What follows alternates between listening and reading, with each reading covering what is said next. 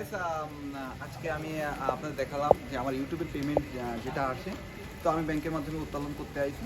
তো আসুন আমাদের সাথে ব্যাংকে কীভাবে আমরা ইউটিউবের টাকাটা ফুলফিল উইথড্র করি সেটা আমি আপনাদের দেখাবো।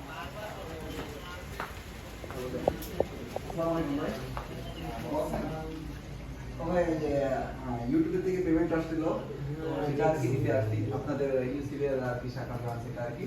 তো এটা লোকেশনটা আমাদের যে ভিউয়ার্স আছে তারা দেখুন। এটা হচ্ছে অভয়নগর ভৈরব সেতু দিয়াপাড়া প্লাটের একবার ব্রিজের সামনে। তো এখন আমাদের কপিরাইট ইনকাম হওয়ার ফলে প্রায় 9 লাখ টাকা ইনকাম হয়েছিল এই মাসে। তো এখন এই টাকাটা আমরা এখন উইথড্র করবো, এটা শুধু কি কার্ড দিয়ে সম্ভব? আপনার কিছু পেপারস লাগবে, কারণ ব্যাংকের একটা পলিসি আছে, সিকিউরিটি মেটাল আছে। না, এটা আমার টাকা আমি দেবো, আপনাদের যদি পলিসি আছে তারপর ঠিক আছে, আপনার যে টাকার অ্যামাউন্টটা, হিউজ অ্যামাউন্ট, এই অ্যামাউন্টটা তুলতে গেলে অবশ্যই পলিসি মেনটেন করতে হবে, ব্যাংকের পলিসি। আর দ্বিতীয়ত আপনি যে কপিরাইট ইনকাম করেন, আমার এখন মনে হচ্ছে আপনি টাকা তোলেন, আমার মনে হচ্ছে আমি আপনার সাথে জড়িত। আপনি যদি এই লাইনে আসতে চান তাহলে আপনার ইউটিউব চ্যানেল লাগবে, প্লাস 100K ভেরিফাইড চ্যানেল লাগবে, যেগুলোতে প্রচুর পরিমাণে ভিডিও থাকতে হবে। পরে এটা ভিয়েতনামিদের সাথে যেভাবে আমরা কাজ করি সেভাবে আপনি কাজ করতে পারেন। কিন্তু এটা দেখা যাচ্ছে যে সবার জন্য সবাই করে না, বিশেষ করে এটা কারোর জন্য কেউ সহযোগিতা করে না ভাই। এই বিষয়টা আমরা সিরিয়াসভাবে করি।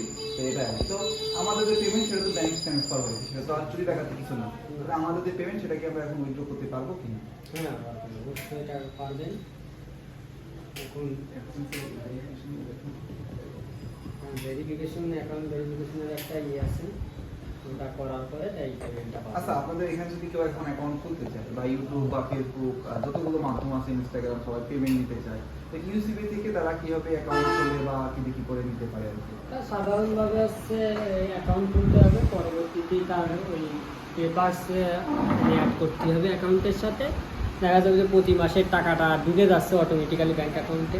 আর এতে আর একটা সুবিধা আছে, সেটা হচ্ছে এক্সট্রা চার্জ কাটেন, কিন্তু আরও কমিশন দেয়, যেহেতু ডলার আসতেছে, তো ডলারে সর্বদাই কমিশন দেয় আমাদের ব্যাংক।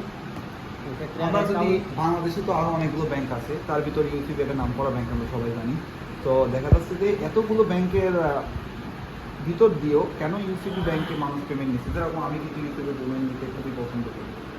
এরকম আসলে কাস্টমাররা কেন আপনাদের এখানেই আসে? কারণ আমাদের এই যে এক্সট্রা ইউটিউবে যে টাকাটা, এটা তো একবারে ফাও আসে না, অনেক কষ্ট করা লাগে।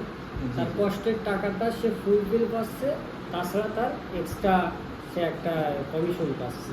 বাট অন্য অন্য ব্যাংকে দেখা যায় যে উল্টো আরও তার থেকে কমিশন কাটে। হ্যাঁ, আমি অন্যান্য ব্যাংকের নাম মেনশন করবো না, কিছু কিছু ব্যাংক আছে যেখানে গেছি তারা বিভিন্নভাবে হয়রানি করে, যে আপনার রিসিপ্ট লাগবে বা আপনি টাকা জেনারেল ইনকাম করছেন সেটার একটা ওয়ে লাগবে, আপনি স্টুডেন্ট, আপনার কাছে এতগুলো টাকা কেন, বা এই ধরনের প্রশ্নবিত্ত আমাদের করে।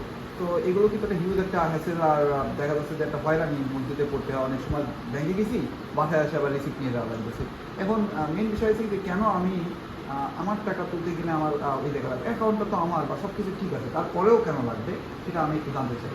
আমাদের এখানে হয় কি, যে আপনার যে র্যান্ডমলি ভাবে যদি কোনো টাকা আসে তাইলে সেক্ষেত্রে এগুলো লাগে, বাট আপনার অ্যাকাউন্টে আপনার টাকা তুলবেন ওইটা নিয়ে কোনো নেই। সেক্ষেত্রে আবার আছে কি, যে আপনার সেভিংস অ্যাকাউন্টে 10 লাখ টাকার বেশি হলে তখন একটু সমস্যা হয়, যে সিকিউরিটি মেনটেনগুলো করতে হয়।